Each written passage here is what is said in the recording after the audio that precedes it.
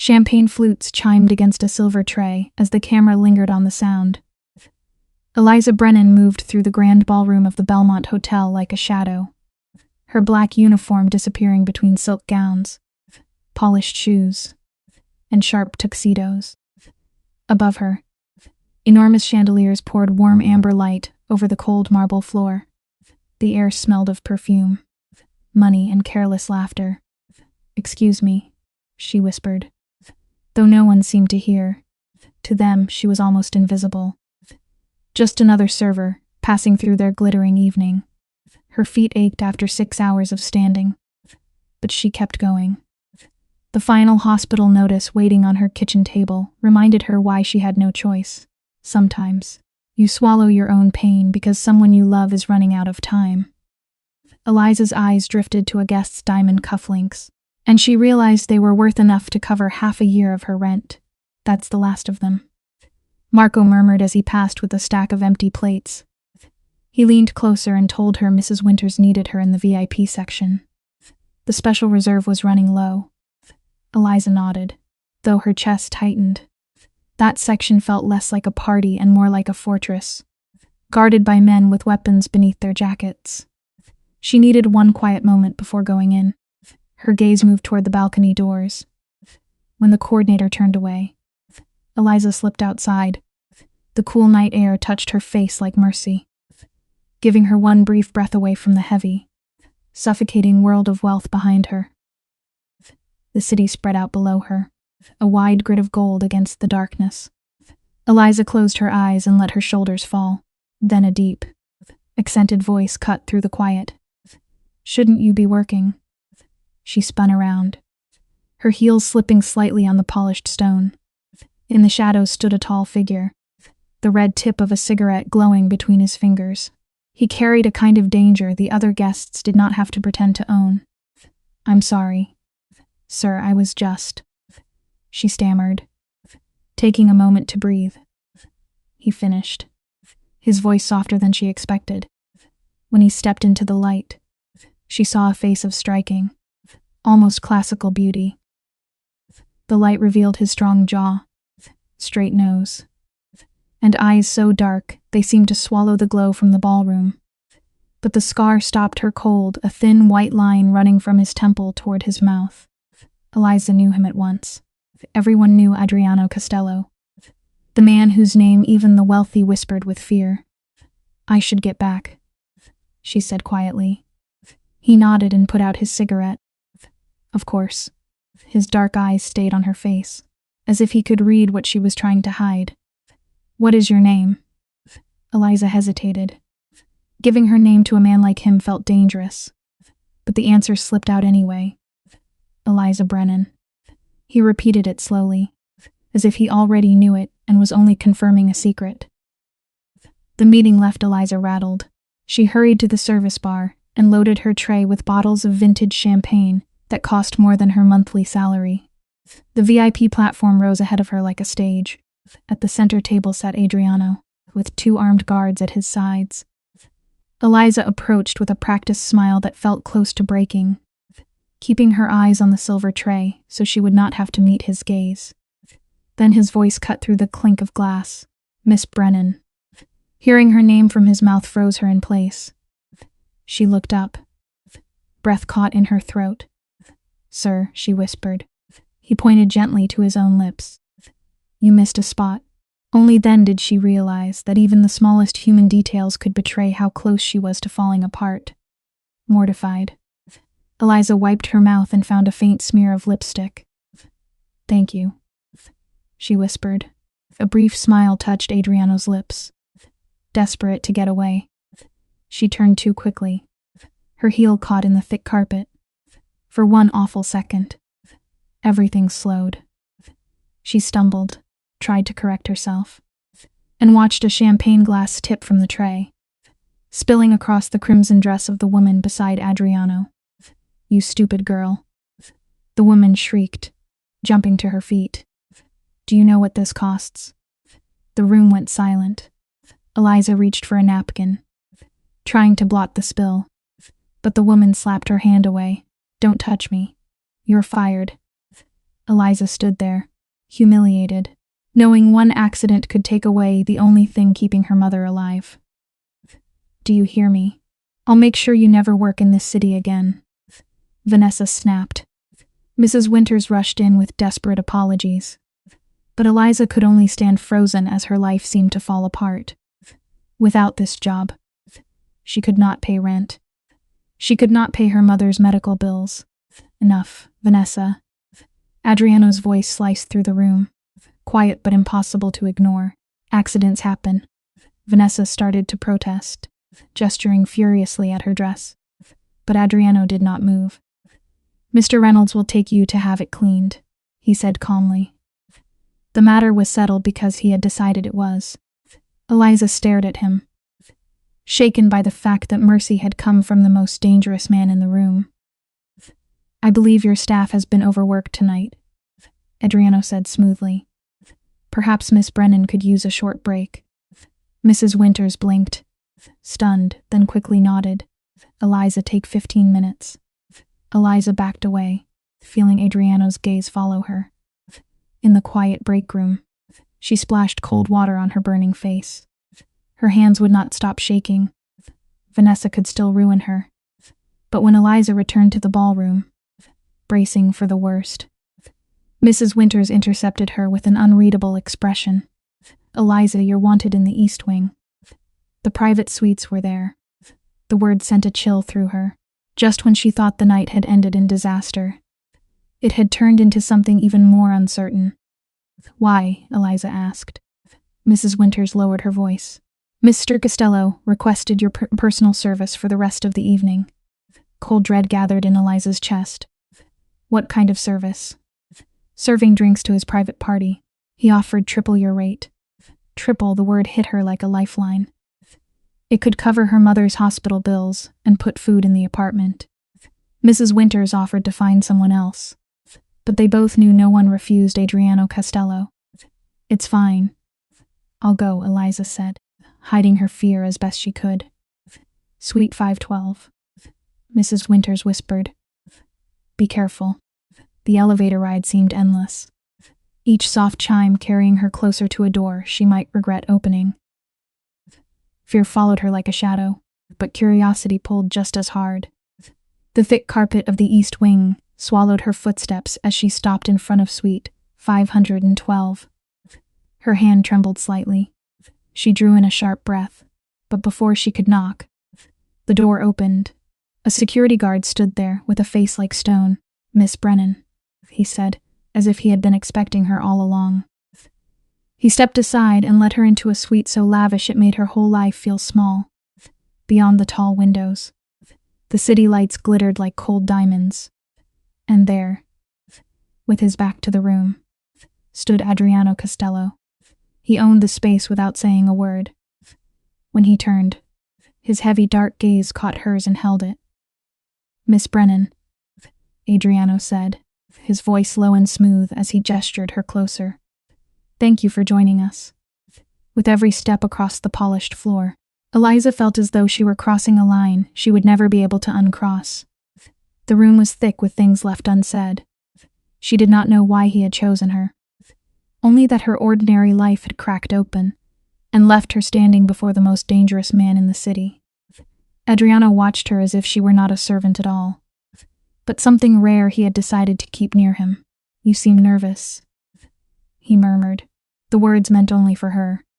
I'm not sure why I'm here, she whispered. A faint, humorless smile touched his mouth as he nodded toward the private bar. To serve drinks. Miss Brennan, for now. Can you manage that? The question gave her something familiar to hold on to, and she nodded quickly.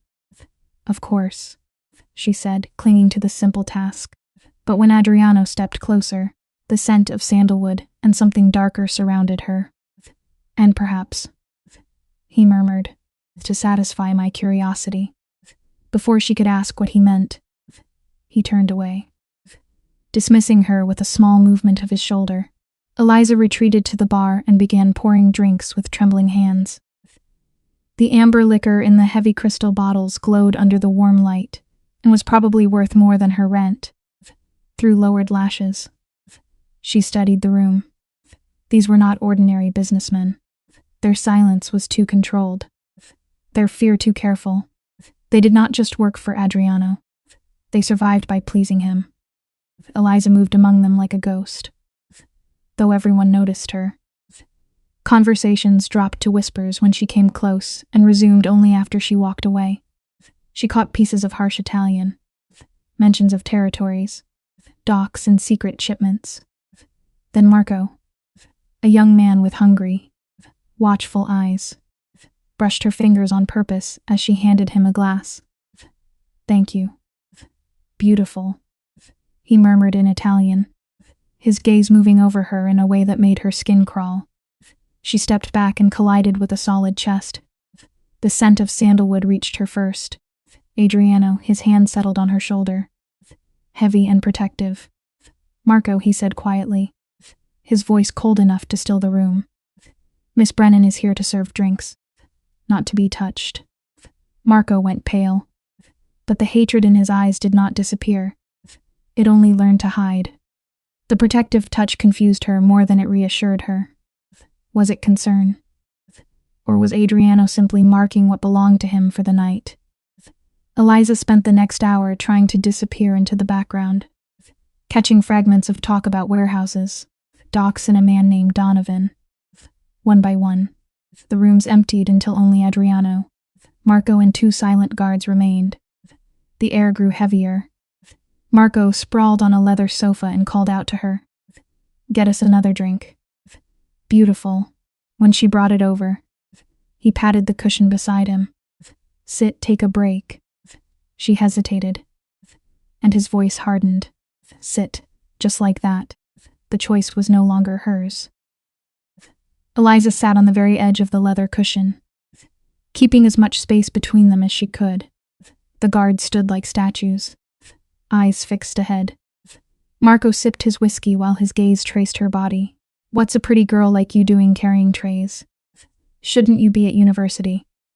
"I had to drop out," she whispered, staring at her folded hands. "Let me guess." He sneered. "Money," she nodded, and said nothing about the medical bills, the second mortgage, or her mother's failing health. Marco slid closer, his breath sharp with alcohol. "I could help you. There are better ways to make money." His hand clamped around her wrist hard enough to hurt. "Don't be rude. I'm offering to help." Then a voice cut through the room. The lady said no. Marco Adriano had not even turned from the window, but his tone was deadly. Marco released her wrist at once and lifted both hands with a hollow laugh. "We were just talking. Adriano, getting to know each other." Adriano turned slowly from the glass, his face unreadable. "Miss Brennan, would you join me?" It was not a request. Eliza stood, relief mixing with a new kind of fear as she crossed the room toward him. Behind her, Marco muttered a curse in Italian. "Ignore him," Adriano said, loud enough for Marco to hear. "He has no impulse control. That's why he'll never rise." He pointed toward a door at the far end of the suite. "Walk with me." Eliza hesitated and glanced toward the exit. "Just to the balcony," he said, reading her fear. "Where the cameras can see us. If that makes you feel safer." It did not. Still, she followed him into the quiet dark. They entered a massive bedroom dominated by a king-sized bed. But Adriano walked past it without looking at it. He opened the heavy glass doors and stepped onto the private balcony. Cool night air rushed over them, a sharp relief after the suffocating tension inside. Far below, the city stretched toward the black line of the ocean.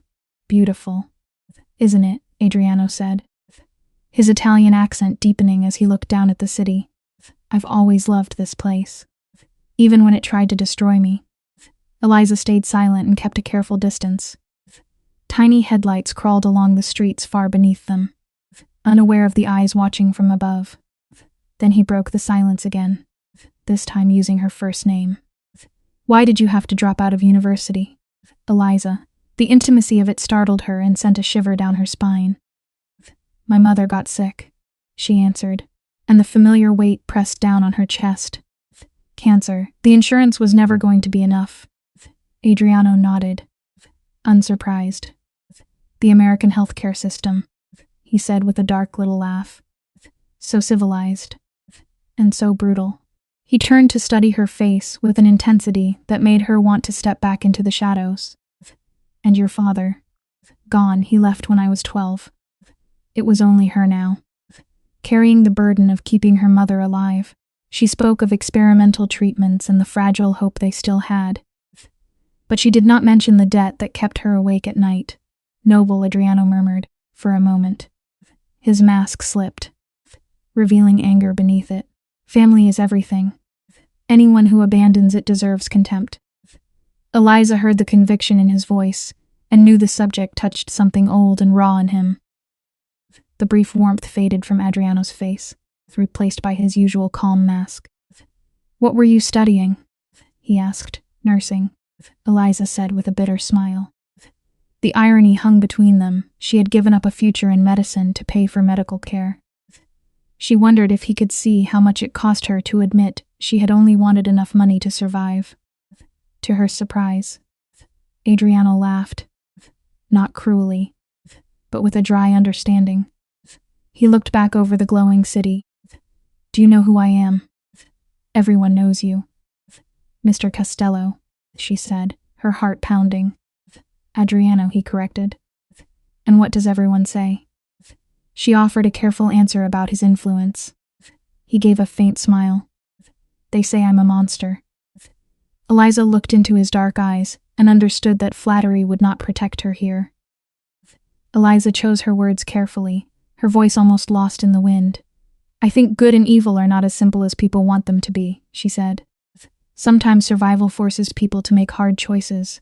Adriano's eyes widened slightly, the first real crack in his composure.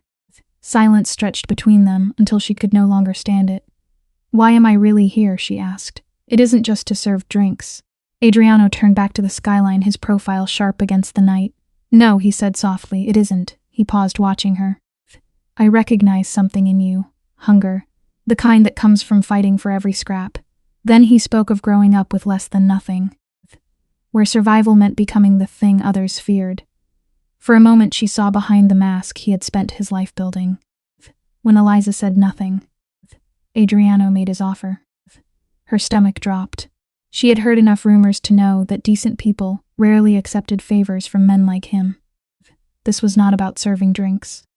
Panic rose in her throat. But he cut her off with a trace of amusement. It's not what you think. I need someone to manage my household. My previous assistant left under unfortunate circumstances. The pause chilled her, but she did not dare ask. He explained that he needed someone organized, discreet, and completely loyal. Then he held her gaze and delivered the part that took the ground from beneath her. The position pays $15,000 a month, with full medical coverage for your mother's treatment at Blackwell. The offer was so precise it felt less like kindness and more like proof that he already knew everything. $15,000 a month. The number struck Eliza like a blow. It was more money than she had ever seen. Enough to save her mother, clear their debts, and maybe even let her finish school one day. What would I have to do? She asked, hating how quickly fear gave way to need. Adriano listed the duties as if the job were ordinary. Manage his schedule, coordinate household staff, handle correspondence, and occasionally attend events. Nothing illegal, he said with a small shrug. She did not believe it was that simple. Why me? You don't know me.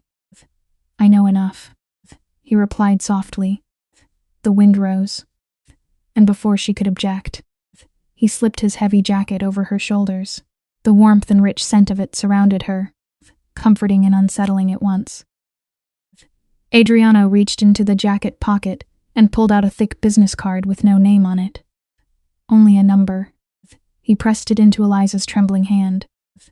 Think about it, he said. And if I say no? She asked. Something cold settled in his gaze. He told her exactly what her future would look like. More shifts, more overdue bills, and a mother transferred to a state facility with no access to the trial she needed. The bluntness stole the air from her lungs. She backed into the balcony railing and whispered, "How do you know that?" Adriano stepped closer, narrowing the space between them. "I make it my business to know things. I can be a powerful friend or a terrible enemy. The choice is yours." Eliza looked down at the card and realized that sometimes a choice is only a trap with better lighting. The balcony door slid open, saving her from the pressure of his stare. An apologetic guard announced an urgent call from Mr. Donovan. Adriano's jaw tightened. "Tell him 5 minutes," he ordered. Eliza seized the chance to leave and tried to take off his jacket, but his hand closed gently around her arm. "Keep it," he said. "Return it when you bring me your answer." She insisted she had not agreed to anything, but his quiet confidence did not shift. He knew what she knew. She had almost no other option. That night, Eliza left the hotel with his expensive coat wrapped around her like a warning, the nameless card heavy in her pocket, on the city bus. She watched rain smear the neon lights and could think of nothing but Blackwell, her mother, and the fact that Adriano had known the clinic's name before she had spoken it. The offer repeated in Eliza's mind like a dangerous prayer. With that money, she could move her mother to the private facility, offering experimental treatment, pay off the debts crushing them, and maybe go back to school. But the price was tying herself to Adriano Costello, a man whose name made even hardened men go pale. His empire was built on fear, and everyone knew it. When the bus stopped, she stepped into the cold rain and clutched his jacket around her. The expensive wool shed the downpour easily, unlike her own cheap raincoat.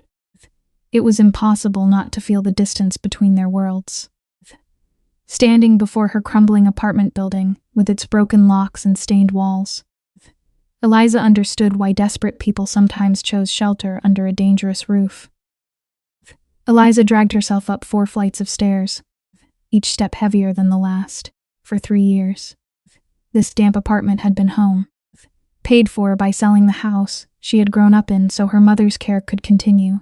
The smell of mildew greeted her when she unlocked the door. Inside, she draped Adriano's jacket over a chair and collapsed onto the worn sofa. The night replayed behind her closed eyes in broken flashes. Spilled champagne, Vanessa's fury, Adriano's dark eyes, and that impossible word Blackwell. Then the sharp ring of her phone startled her awake. Gray morning light seeped through the curtains as she reached for it, expecting Mrs. Winters to fire her. Instead, the voice on the other end was clinical and unfamiliar. The man introduced himself as Dr. Abernathy and said he was calling about her mother, Catherine. Eliza's chest tightened at once. Her mother was stable, he said, but the cancer had reached her lymph nodes. As he spoke about aggressive new immunotherapy, Eliza closed her eyes and waited for the part she already feared. Insurance would not cover it. When she asked about the cost, his answer landed like a physical blow. $27,000 to begin, and $40,000 for the first 3 months. Then he mentioned the waiting list at Blackwell, and Eliza's blood went cold. Adriano had not guessed. He had known. Hope was being offered, but only at a price so far beyond her reach that it felt cruel. Eliza promised she would find a way and arranged to meet the doctor at 3. After the call ended, she sat motionless, staring at Adriano's card in the pocket of his jacket. One phone call could end the financial nightmare, but it would bind her to a man who had clearly opened her life like a file and read every weakness inside it. Desperate for something to do, she put on her only decent thrift store outfit and left beneath a heavy gray sky. The care center smelled of antiseptic and cheap cafeteria food, a harsh contrast to the life Adriano had dangled in front of her. She pinned on her visitor badge and walked to room 214, feeling as though every step brought her closer to a decision she could not escape. Her mother sat propped against sterile white pillows, her once bright red hair now thin and faded. Illness had carved away so much of her strength, but her deep green eyes, Eliza's eyes, still lit with warmth. "There's my girl," Catherine whispered, opening her frail arms. Eliza hugged her carefully. breathing in the familiar scent of lavender, while trying not to feel how sharp her bones had become beneath the gown. They sat close and smiled at each other, both pretending not to be afraid. When Catherine asked about the gala, Eliza forced a laugh and pushed away the memory of Adriano's dark gaze. She talked about wealthy guests and harmless gossip, keeping the real darkness out of the room. Her mother had enough pain to carry. Eliza kept the $40,000 locked behind her teeth and spoke only of small things. Soon Dr. Abernathy entered, his gentle manner briefly warming the room.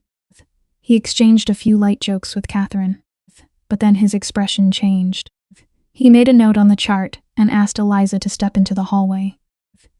She squeezed her mother's hand before following him out, already bracing herself. Once they were beyond Catherine's hearing, the doctor spoke with painful honesty. The cancer was aggressive, and the standard treatments were failing. Eliza wrapped her arms around herself, suddenly cold. She had known the news would be bad. Hearing it aloud still made the floor feel less steady beneath her feet. The new immunotherapy offered a 70% chance of success, but without insurance coverage, the cost was almost impossible. Eliza promised again that she would find the money, but the doctor's eyes filled with a pity she could not bear. Assistance programs had waiting lists, he told her gently, and Catherine did not have time to wait. The hallway seemed to close in around Eliza. How long? She asked. His answer broke something inside her. 3 months, maybe 4. 3 months, unless she could somehow find $40,000, almost immediately. In that moment, love stopped feeling like a feeling and became a deadline. Eliza forced a smile before returning to her mother's room and promised to bring her favorite treats next time. She kissed Catherine goodbye, then stepped out of the hospital into a cold downpour. By the time she reached the bus stop, her mind had gone frighteningly clear. With numb fingers, she pulled Adriano's elegant card from her purse. The number on it looked simple, almost harmless, though it offered both rescue and ruin. Before she could talk herself out of it, she dialed. A professional voice answered and placed her on hold after she mentioned the gala. Then Adriano's familiar accented voice came through the line, speaking her name with quiet satisfaction. He sounded as if he had been counting the minutes until she broke. Rain ran down Eliza's face. Mixing with tears, she no longer tried to stop. "I'll take the job," she whispered. Adriano did not sound surprised. If anything, he sounded certain that her answer had only been a matter of time. He told her a car arrived the next morning at 8 and instructed her to pack for an extended stay. Panic flared in her chest. She had not understood that accepting meant living under his roof. His tone left no room for bargaining. "Is that a problem?" he asked quietly. Every part of her wanted to run, but she thought of her mother and the 3 months she might be able to buy. "No problem," she lied. Adriano's voice softened. "You've made a wise choice." But the line went dead before she could ask whether it had ever truly been a choice at all. The call ended with a sharp click, leaving Eliza alone with the low hum of silence in her dim apartment. She moved through the rooms like a ghost, packing her life into 2 battered suitcases. She wrapped a framed photograph of her mother carefully in a sweater, the picture taken before illness had stolen so much from Catherine's face. Every book and worn dress she packed felt like another small surrender. By dawn, the apartment looked as if she had already erased herself from it. A black Bentley waited at the curb, driven by a quiet man named Frank. As the car climbed toward Westridge Heights, Eliza sat rigid in the back seat, knowing she was leaving everything familiar behind to save the one person she could not lose. The tires crunched over perfect gravel, the sound sharp against the silence inside the car. High above the city, the gray stone fortress of the Castello estate rose beneath the dull sky. 3 stories of cold walls, security cameras, and armed guards. It was beautiful in the way a prison could be beautiful safe. Expensive, and impossible to leave without permission. From the massive oak doors emerged Sophia, a woman who looked carved from stone. Her silver-streaked hair was pulled into a tight bun, and her expression carried no welcome at all. as Eliza watched her approach. She realized that some houses were built not only to keep enemies out, but to make sure secrets never found their way beyond the gates. Sophia looked down at Eliza with eyes as dark and unyielding as Adriano's. Eliza offered her hand, but Sophia let it hang in the air between them. The rejection was quiet and humiliating. Eliza followed her through towering marble halls, feeling small beneath the weight of dark leather, deep burgundy walls, and masculine wealth arranged like armor. Sophia opened the double doors of the study and announced her arrival with the cold precision of someone presenting an object, not a person. In the silent room, surrounded by mahogany and shelves of leather-bound books, Eliza felt the truth of the house immediately. Money could buy beauty, privacy, and power. It could not buy safety from the people who owned them. Adriano stood with his back to the room, a glass of amber liquor in one hand, as if the morning had already given him something to drink away. When Sophia left, the heavy click of the double doors sounded almost like a lock. Adriano turned. Sunlight caught the jagged scar on his face, making it look like a map of violence he had survived. His shirt sleeves were rolled up, exposing strong forearms, and when he stepped closer, he said Eliza's name with unexpected gentleness. She clutched her purse like a shield. He seemed to notice and almost smile. His voice stayed low, calm and controlled, which somehow made him more dangerous than if he had raised it. Adriano nodded toward the chair, and Eliza sat on the very edge of it, her whole body tense. Up close, the morning light revealed the tiredness in his face, the faint silver at his temples, and the weight he carried without speaking of it. Then he told her that her mother was being transferred to Blackwell Medical Center, with all expenses paid. The shock hit so hard that Eliza pressed both hands to her knees to keep them from shaking. Blackwell was the best facility in the state. People like her did not even get appointments there. Adriano said it as if he had merely moved a meeting on his schedule. Eliza understood then, more clearly than before, what kind of power he held, and how easily that power had reached into her life before she invited it in. "Thank you," she whispered, the words feeling too small for what he had done. Adriano brushed them aside. "It's part of the arrangement." He wrapped mercy in the cold language of business and moved on to her duties. She would manage his life, his schedule, his correspondence, and his household under Sophia's supervision. When he mentioned the other women who came and went through the house, a quiet unease settled in Eliza's stomach. She wondered what kind of world she had just entered. Adriano seemed to read the thought. He assured her their relationship would remain strictly professional, but the tension in the room did not ease. Nothing about this felt simple. No rescue ever came without a cost. Heat rose in Eliza's cheeks when Adriano lightly mocked the fear she had tried to hide, assuring her that her virtue was safe. The brief embarrassment vanished when his face turned cold. He warned her that secrecy in this house was absolute. Walls had ears. Careless words could kill. His gaze held hers as he made it clear that one's mistake would not only destroy her, but could also endanger her mother. The threat was not loud, yet it filled the room. Eliza understood exactly what he was saying. In this world, loyalty was not a noble idea, it was survival. One wrong sentence could do more damage than a blade. Eliza forced herself to look directly into his dark eyes. "You have my loyalty," she said, even as fear twisted in her stomach. Adriano studied her face for any sign of a lie. At last he nodded. He called for Sophia, but before Eliza could leave, he made one more request that sounded too smooth to be harmless. She would accompany him to a charity gala that Saturday not as an employee, but as his guest. The distinction landed like a trap dressed as an invitation. Eliza did not know what he wanted from her, and that made the request even more dangerous. Powerful men rarely blurred lines by accident. As Eliza turned to leave, Adriano's final words followed her through the study. "Welcome to the family." The phrase carried too much weight to sound kind. Sophia led her to a suite in the east wing, and Eliza stopped short at the sight of it.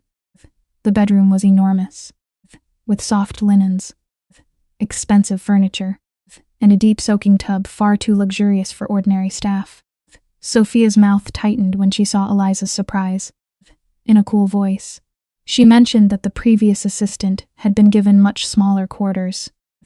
The room suddenly felt less like a gift and more like a warning. A beautiful cage was still a cage, and Eliza had no idea what had happened to the person who lived there before her. Sophia guided her through the sprawling mansion and explained the rules without softening a word. Adriano rose at 7 and expected his briefing by 7:30. His schedule was strict, his habits precise, and the house ran on silence as much as money. The estate felt like a maze of wealth and secrets. Sophia warned her that the West Wing was strictly off-limits except in a true emergency. Outside, manicured gardens gave way to dense woods and a fortified perimeter where guards had orders to shoot on sight. By the time they returned inside, Eliza's head was spinning. She had accepted the job to save her mother, but now she understood the price more clearly. She had locked herself inside Adriano's world, and the key was in his hand. Within days, Eliza was overwhelmed by security protocols, rigid staff schedules, and Adriano's exact preferences. He took his coffee black with 1 sugar, never ate breakfast before 8, and wanted fresh flowers in his study, always unscented. Sophia watched Eliza's simple blouse and slacks with open disdain. You will need appropriate attire. A car will take you shopping tomorrow.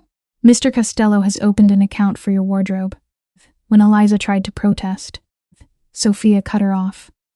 It is not a suggestion. Your appearance reflects on him. Eliza swallowed her pride. In this house, even clothing was not a personal choice.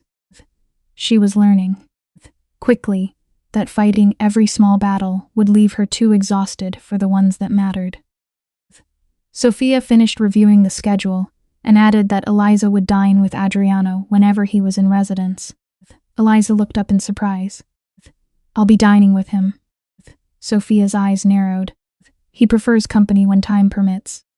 Do you find that objectionable? Eliza quickly said no, but Sophia kept watching her. What were you expecting, Miss Brennan?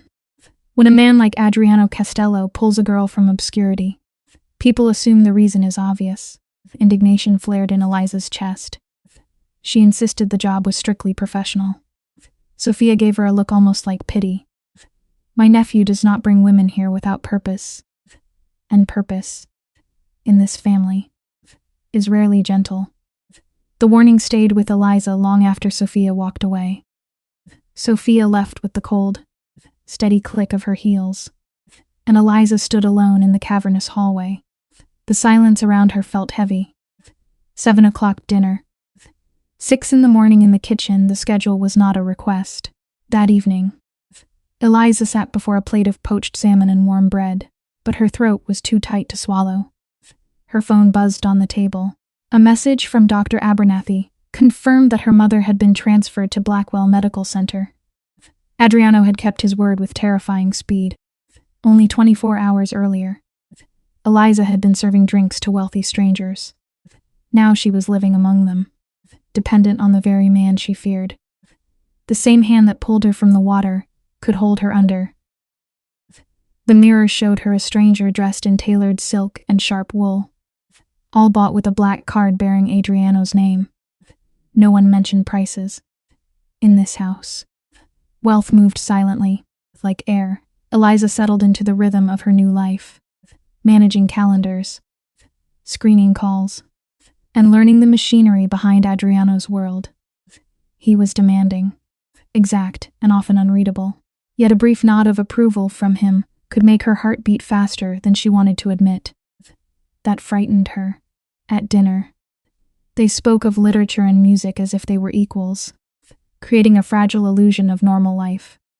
Eliza knew better. Every polished chain still had weight.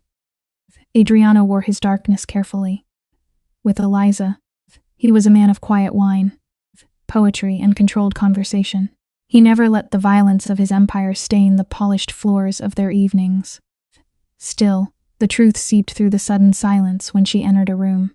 The men in dark suits with heavy jackets. The guests brought in through side doors at odd hours. Then she visited her mother at Blackwell. The clean, sunlit room, the modern monitors, and the color returning to Catherine's cheeks made the danger feel farther away. Her mother's smile softened something in Eliza's chest, looking at the treatment keeping Catherine alive. Eliza understood how much darkness a person could tolerate when it kept someone they loved breathing. Catherine's fragile hand squeezed Eliza's, her eyes full of wonder and worry. She asked how they could possibly afford a place like Blackwell. Eliza gave the lie she had practiced. A wonderful new job with exceptional benefits. Working for a man named Adriano Castello. The name changed the air in the room. Catherine whispered that she had heard rumors, that men like him had dangerous connections. She begged Eliza to be careful. Men like that, she warned, never gave anything for free. The word settled heavily in Eliza's chest, echoing Sophia's warning almost perfectly. But when Eliza looked at the expensive medicine keeping her mother alive, she knew she would pay whatever price came next. Standing before the tall mirror, Eliza saw herself in deep emerald silk, looking far more sophisticated than she felt. A soft knock broke the silence. She opened the door and found Adriano there in a sharp black tuxedo, the color matching the midnight darkness of his eyes. His gaze lingered on her, and for once there was open warmth in his expression. "You look beautiful," he said. The compliment sent heat to her skin, a dangerous little spark of pleasure she tried to hide.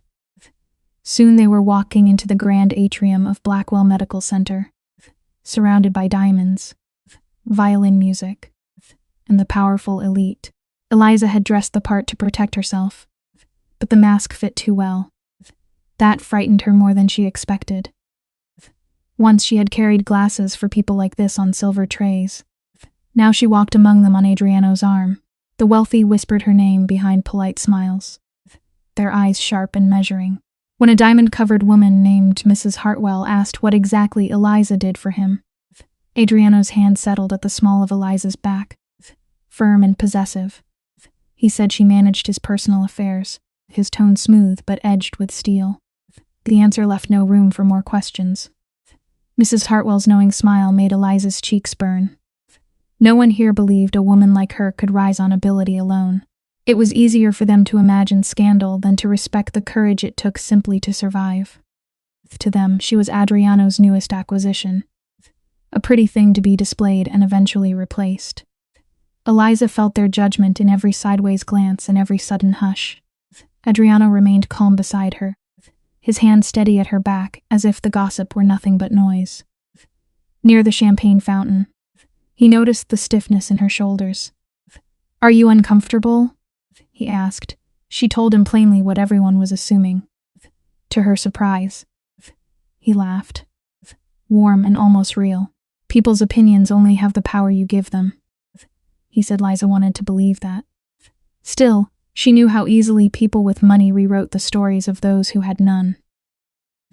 Adriano watched her over the rim of his glass and gave a slow, thoughtful nod, acknowledging the unfairness without pretending he could erase it.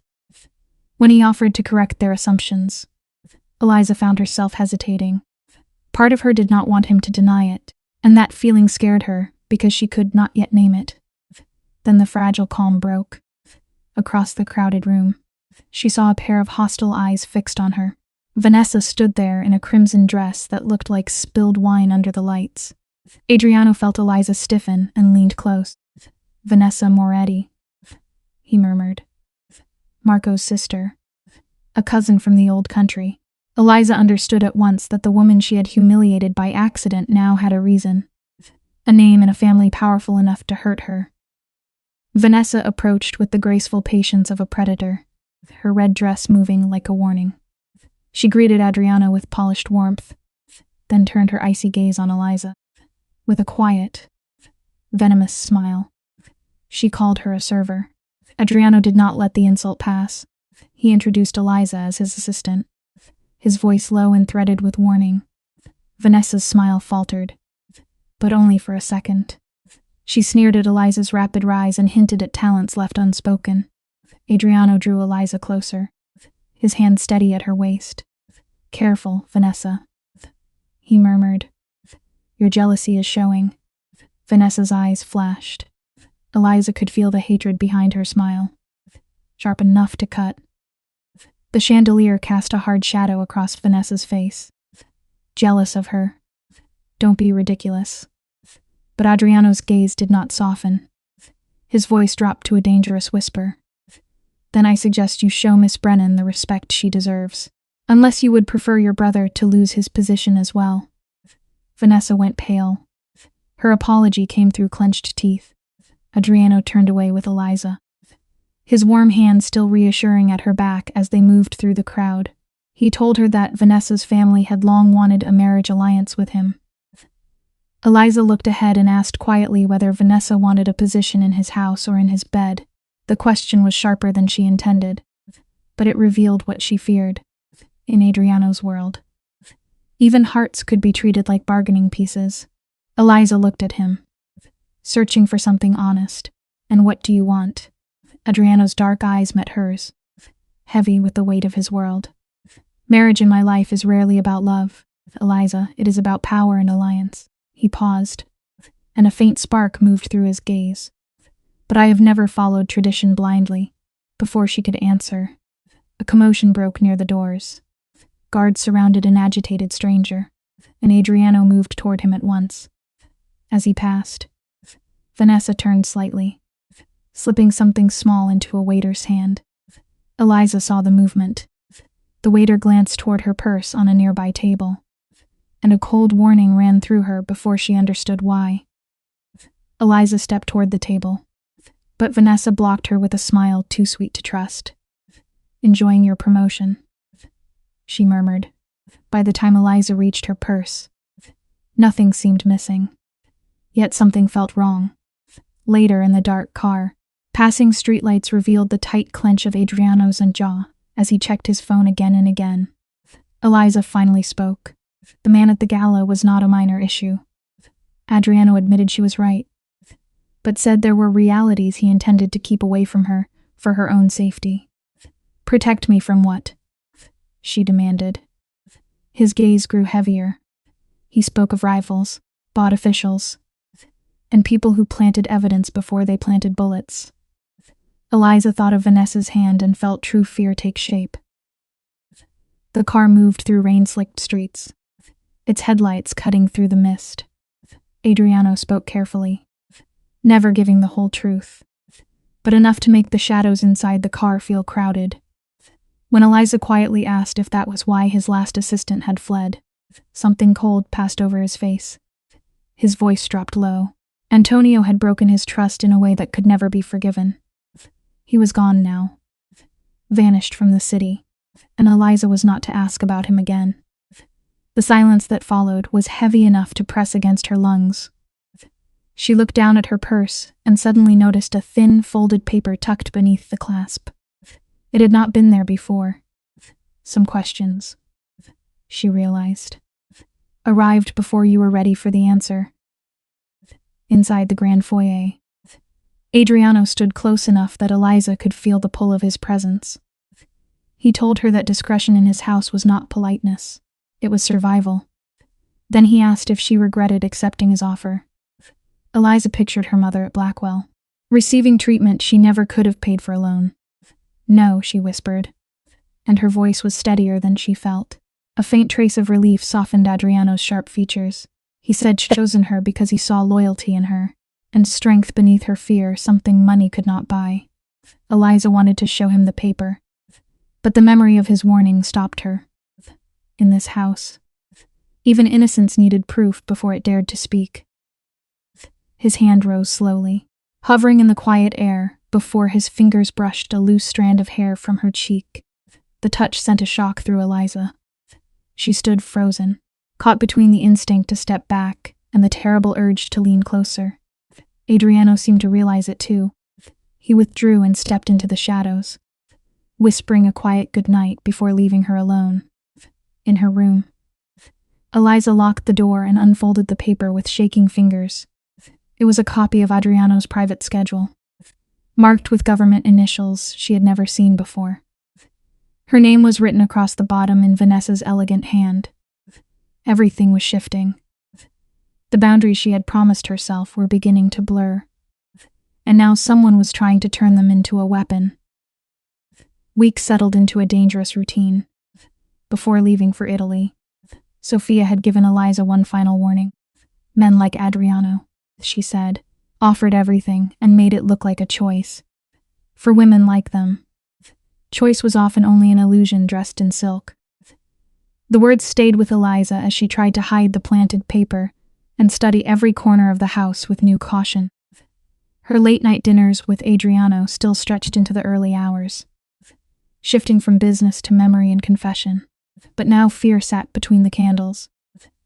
She caught him watching her with an intensity that tightened her chest. She wanted to tell him everything. She was terrified that one false move would make him see her as the traitor Vanessa wanted her to become. It became harder to reconcile the monster from the rumors with the man who discussed classic literature, quietly visited her sick mother at Blackwell, and treated her mind as something worth hearing. But 3 months into her stay, the trap snapped shut. Eliza was working late in the study when the heavy doors burst open. Marco stormed in, his face red with anger, speaking rapid Italian. She caught only a few sharp words: police. Donovan, informant.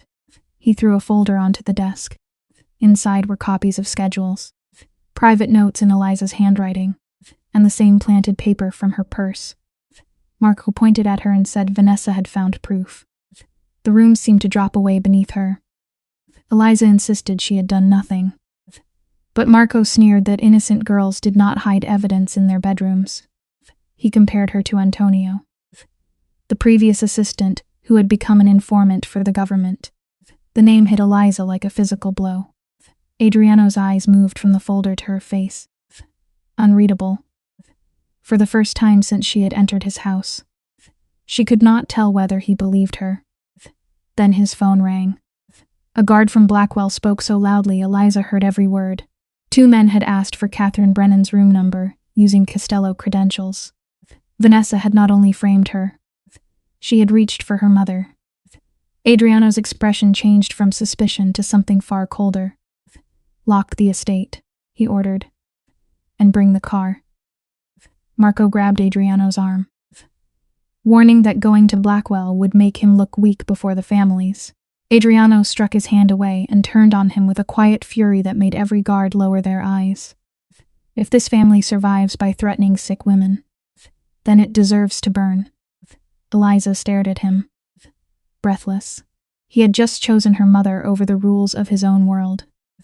On the drive to Blackwell, sirens wailed somewhere behind them, and Adriano kept one hand near his phone while giving orders in a voice carved from ice. Eliza wanted to be brave, but her hands would not stop trembling. "If she dies because of me," she whispered. Adriano looked at her then. "No, tonight they learn what it costs to touch what I protect." At Blackwell, the calm white halls had become a nightmare of running nurses and locked doors. A guard lay wounded near the service elevator, conscious but bleeding from a cut above his brow. Eliza heard her mother call her name from the far corridor and broke to a run. One of Vanessa's men reached Catherine's room first, but Adriano stepped between him and the door without hesitation. The confrontation was fast, brutal, and terrifying, all shadows and sharp commands. Eliza pulled Catherine into her arms as security flooded the hallway. When it was over, Adriano stood breathing hard, his knuckles red, his tuxedo torn. But Catherine was safe. Eliza saw the truth then. He had not come to possess her. He had come ready to lose everything for her. Dawn found them back at the estate, where Vanessa was dragged before the family council with camera footage, the waiter's confession, and the planted documents laid out on the table. She tried to smile her way through it until Adriano played the call ordering Catherine's abduction. The room went silent. Marco demanded mercy for his sister, but Adriano's voice did not shake. Vanessa would be exiled, Marco stripped of rank, and anyone who touched Eliza's family would answer to him personally. The decision split the room. Older men warned him that love made leaders weak, Adriano looked at Eliza across the long table and chose anyway. Then I will be weak for the only thing in this room worth protecting, he said, in that moment. Eliza understood the price he had paid in front of them all. When the council emptied, Adriano returned to Eliza with blood on his knuckles, exhaustion in his eyes, and a silence that asked for nothing. He did not touch her. He did not claim victory. He only stood there, a dangerous man who had broken his own world open to keep her mother breathing. The fear was still there. So was the danger. But now Eliza knew the difference between a beautiful cage and a man willing to burn the bars down. She stepped toward him first. I choose you. Adriano, she whispered. All of you. A real smile softened his scarred face. Then I am yours, he said. Love had not given Eliza a safe harbor. It had given her someone worth facing the storm with. Every Mafia Boss story is not only about power, money, revenge, or fear. Beneath the violence and darkness, there is often a painful human lesson about choices, consequences, loyalty, family, and the price of ambition. This story reminds us that no matter how powerful a person becomes, no one can escape the truth forever. Hundreds of people, and make others tremble at the sound of his name. But if his heart is empty, his victory is never complete. The Mafia Boss in this story represents a man who built his life on control. He believed that fear was stronger than love, that silence was safer than honesty, and that power could protect him from pain. For years, he may have won every battle in the streets, in business, and among his enemies. But the most important battle was never outside him. It was inside his own heart. That is where he truly lost himself. One of the most meaningful lessons from this story is that power without morality becomes a prison. Many people dream of becoming rich, respected, or feared. They think success means having control over others. But real success is not measured by how many people obey you. It is measured by how many lives you protect, how much peace you create, and how much good remains after you are gone. The Mafia Boss had money, influence, and protection, but he did not have peace. His life shows us that a person can be surrounded by luxury and still feel completely alone. Another important lesson is that loyalty is valuable, but blind loyalty can destroy lives. In the world of crime, loyalty is often treated like the highest law. People are expected to follow orders without question. Never mean giving up your conscience. A loyal person does not simply protect someone else's secrets. A loyal person also has the courage to stop someone from destroying themselves. This story teaches us that loyalty without honesty is dangerous. Real loyalty should be connected to truth, respect, and moral responsibility. The story also shows the heavy cost of revenge. Revenge often feels powerful in the beginning. It gives a person the illusion that pain can be answered with pain, but revenge rarely heals anything. Instead, it creates a chain of suffering that keeps growing. One act of revenge leads to another. One betrayal leads to another. In the end, everyone loses something. The Mafia Boss may have believed that revenge would restore his honor, but what it truly did was steal his humanity piece by piece. This is a powerful reminder that forgiveness is not weakness. Sometimes, forgiveness is the strongest decision a person can make because it breaks the cycle of hatred. Family is another central lesson in this kind of story. Many Mafia bosses claim they do everything for family. They say they commit crimes to protect the people they love. But protection without honesty can become another form of harm. A family does not only need money or security. A family needs trust, emotional safety, and love that is not poisoned by fear. If a father, husband, brother, or son becomes powerful but loses the ability to show tenderness, then his family may live in a beautiful house, but still feel trapped inside it. This story reminds us that children and loved ones often pay the price for the choices of powerful men. The Mafia Boss may think his decisions only affect his enemies, but every secret, every violent act, and every betrayal leaves a shadow over the innocent people around him. That is why one of the strongest educational messages is this: before making a decision, we must ask ourselves who will suffer because of it. A selfish choice may bring temporary success, but it can create long-term pain for the people we love most.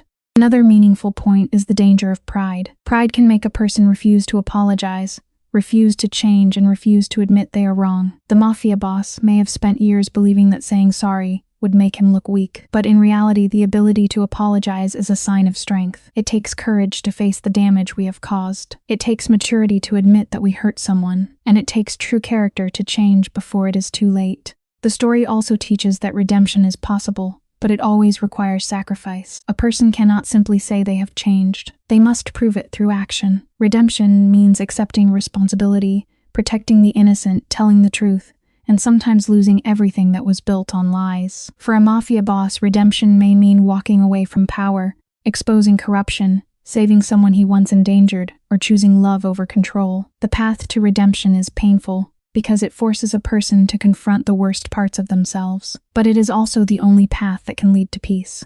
From a human perspective, this story is powerful because it shows that even the hardest heart can still feel pain. Behind the cold eyes of a mafia boss, there may be regret, loneliness, childhood wounds, or a deep fear of being betrayed. This does not excuse his actions, but it helps us understand that broken people often break others when they never learn how to heal. The educational value here is important.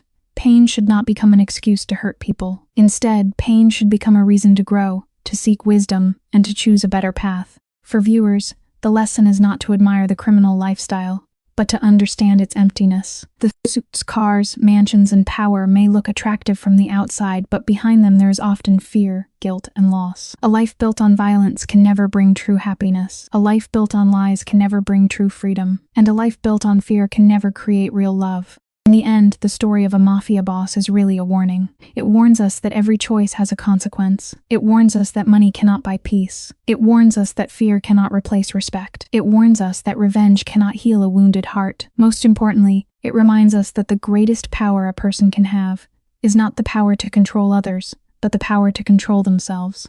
The deepest lesson is simple but meaningful. Choose character over pride, love over control, truth over silence, and forgiveness over revenge. No matter how dark a person's past may be, change is possible when they are willing to face the truth. But the longer someone waits, the higher the price becomes. A mafia boss may win the streets, defeat his enemies, and build an empire, but if he loses his soul, he has lost everything. True strength is not found in violence. True strength is found in responsibility, compassion, humility, and the courage to become better before it is too late.